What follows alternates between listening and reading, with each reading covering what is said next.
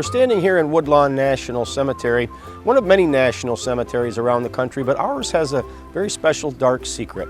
For a black mark on Elmira's history is that during the Civil War, Elmira was home to one of the largest and most notorious prisoner of war camps.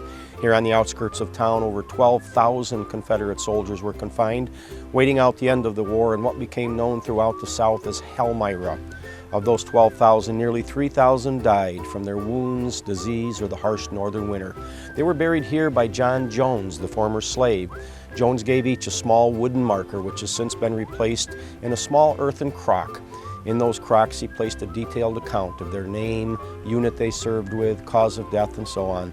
He then buried the crocks about a foot below the ground in front of the marker, sort of a primitive time capsule. Well, at the end of the Civil War, the Daughters of the Confederacy came north.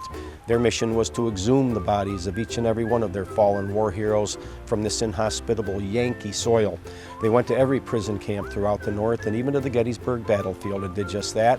When they arrived here, they found those clay crocks and were told of other acts of compassion by Jones and the people of Elmira. They decided that maybe this was not such an inhospitable place, and it was the decision of the Daughters of the Confederacy to take those clay crocks home in effigy and leave their loved ones resting in peace in Elmira. So if you look out now, you'll see row upon row of slightly pointed headstones. These are the graves of Confederate soldiers and are some of the last and few remaining Confederate graves north of the Mason-Dixon line. You may also notice some slightly rounded headstones around the perimeter.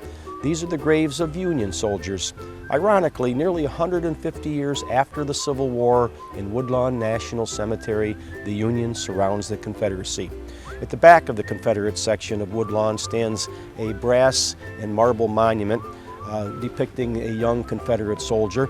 This was a gift to the people of Elmira from the United Daughters of the Confederacy and stands as the northernmost Confederate monument in the United States.